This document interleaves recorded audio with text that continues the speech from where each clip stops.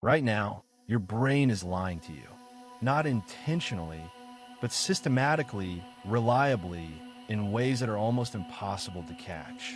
You trust your instincts, your gut feelings, your immediate judgments. You think you're rational, but the truth is far stranger.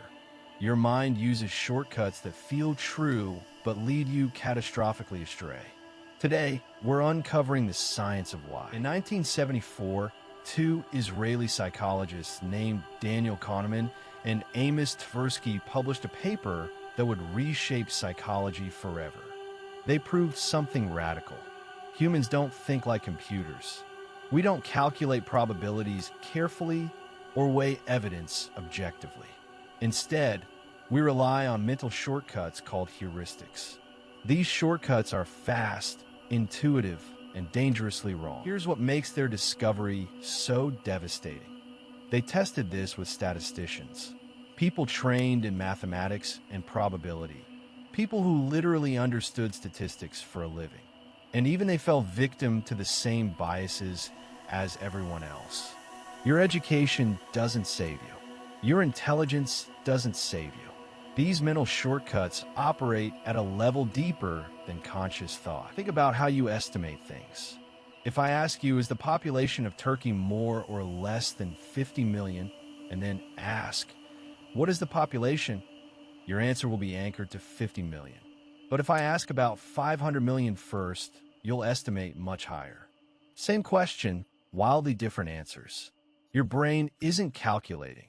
It's guessing based on whatever number is floating nearby. Kahneman and Tversky called these systematic errors cognitive biases. And they're not bugs in your thinking, they're features. Evolution built your brain to make quick decisions with incomplete information. When a predator appeared, you didn't have time to calculate probability. You reacted. That survival mechanism is still running in your modern skull, making terrible decisions about politics, money, and relationships. Let me ask you something uncomfortable. How good are you at recognizing your own incompetence? Think about that for a second. Because in 1999, psychologists David Dunning and Dunning-Kruger discovered something that fundamentally changed how we understand stupidity. They found that incompetence doesn't just prevent you from being good. It prevents you from knowing you're bad. Their experiment was elegant and brutal. They tested people on logic, grammar, and humor. Then they asked those same people to rate their own performance. The results were shocking. The worst performers massively overestimated their abilities. People in the bottom quartile thought they were above average. But the really expert people, they underestimated themselves. Competence creates doubt. Incompetence creates confidence. Why does this happen? Here's the dark truth. To know you're bad at something, you need a certain minimum level of competence in that thing. It's like someone who doesn't understand music trying to judge whether they're a good musician. They lack the knowledge framework to evaluate themselves. They're blind to their own blindness. This is why the Dunning-Kruger effect is so pernicious. You can't escape it by trying harder. Look around the internet. Look at political comment sections, YouTube arguments, Twitter debates. Everyone's supremely confident. Everyone thinks they've got the answer. That's not stupidity speaking. That's the Dunning-Kruger effect in action. The people actually studying these fields for decades, they're the ones saying, we still don't fully understand this. They've seen enough to know how much they don't know. Imagine you believe something. Anything. It could be about politics, religion, health, whether your ex was toxic, whether you're good at your job. Now imagine someone gives you information that contradicts your belief. What do? You probably think, well, that's not reliable. You find reasons to dismiss it. Your brain isn't interested in truth. It's interested in being right. In 1960, psychologist Peter Wason ran a deceptively simple experiment. He showed people a sequence of 3 numbers, 2, 4, 6. He told them there was a rule determining the sequence and asked them to figure it out. They could suggest other sequences and he'd tell them if they fit the rule. The rule was actually just ascending numbers. But here's what people did. They only tested hypotheses that would confirm what they already thought. Someone would think the rule is even numbers increasing by 2 and test 8, 10, 12, which fit. They'd never test 1, 2, 3 or 3, 5, 7 to challenge their hypothesis. Even when Wason told them they were wrong, they'd generate new hypotheses but test them the same way, always looking for confirmation. This is confirmation bias, and it's absolutely everywhere. Consider medical diagnosis. A doctor forms an initial hypothesis about what's wrong with you. Then everything they observe gets filtered through that lens. Symptoms that fit the diagnosis feel significant. Symptoms that don't fit get explained away. Patients die from misdiagnosis not because doctors are stupid, but because confirmation bias is woven into how human perception works. We see what we expect to see. Here's one of the most disturbing findings in all of psychology.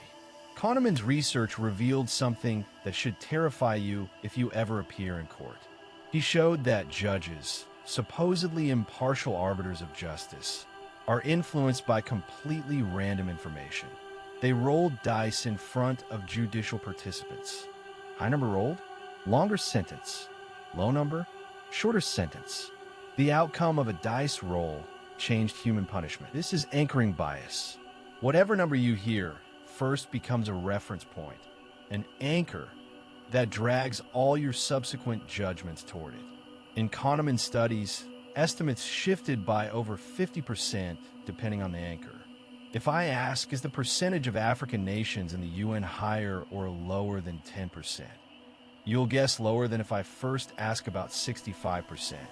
The anchor distorts your entire judgment. Think about salary negotiations. When employers suggest a number first, they've set the anchor.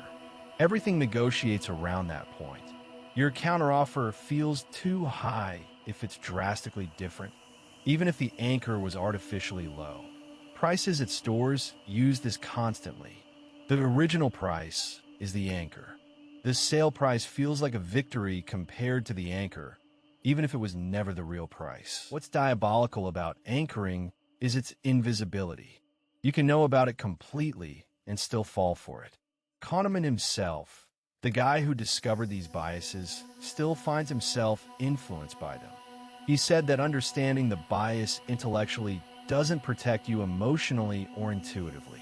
Your conscious mind knows it's irrational. Your unconscious mind anchors anyway. Here's what's actually happening when these biases kick in. Your brain receives millions of data points every second. It cannot possibly process all of them consciously. So it uses heuristics, mental shortcuts, to rapidly filter information and make decisions. These shortcuts evolved in an environment where they mostly worked. A predator-filled savanna doesn't care about statistical significance. But modern life is nothing like that savanna. You're making decisions about complex financial instruments, medical treatments, political systems, and relationships, situations that require careful analysis, not gut instinct. Yet your brain is still running ancient software. It still believes that if something comes to mind easily, it must be common. If you've recently heard about plane crashes, flying feels dangerous, even though you're statistically safer in planes than cars. The availability heuristic is this bias in action. Your brain uses how easily can I think of examples as a proxy for how likely is this. Murders get media coverage, so they feel common. Heart disease kills more people, but it's boring, so it feels rare. This completely distorts risk perception. People buy lottery tickets despite terrible odds because winners get vivid media attention. People smoke despite knowing the dangers because the abstract future feels less real than the immediate relief. And here's where it gets really interesting. These biases interact. Confirmation bias amplifies anchoring. The Dunning-Kruger effect makes you confident in biased decisions. Your brain isn't just making one systematic error. It's making cascading errors that reinforce each other. You're not just deceived once. You're deceived, and then your confidence in the deception prevents you from catching the error. So what now? You understand that your brain is fundamentally unreliable. Does that mean you're doomed to make terrible decisions forever? Not exactly. Knowledge changes things, not completely, but meaningfully. The first step is recognizing when you're in a high-stakes situation where bias matters. Choosing ice cream? Bias probably doesn't cost you much. Choosing a career or a life partner or an investment? That's when you need defensive strategies. Here's a concrete strategy. When making important decisions, deliberately seek disconfirming evidence. Don't ask, why is this choice right? Ask, what would prove this choice wrong? If you're considering buying a house, don't just look at why it's great. Spend serious time researching its flaws. If you're evaluating a job offer, don't just think about the cool projects. Actively research negative reviews from employees. This flies in the face of how your brain naturally works, which is exactly the point. Second strategy, use external references to combat anchoring. Don't negotiate salary based on one anchor. Research median salaries, get multiple offers, look at market data. When shopping, don't compare to the original price. Compare to prices at other stores. When a doctor suggests a diagnosis, get a second opinion from someone who doesn't know the first diagnosis.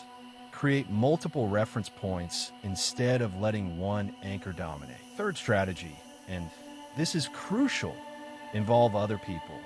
Our biases are individual and they're contagious.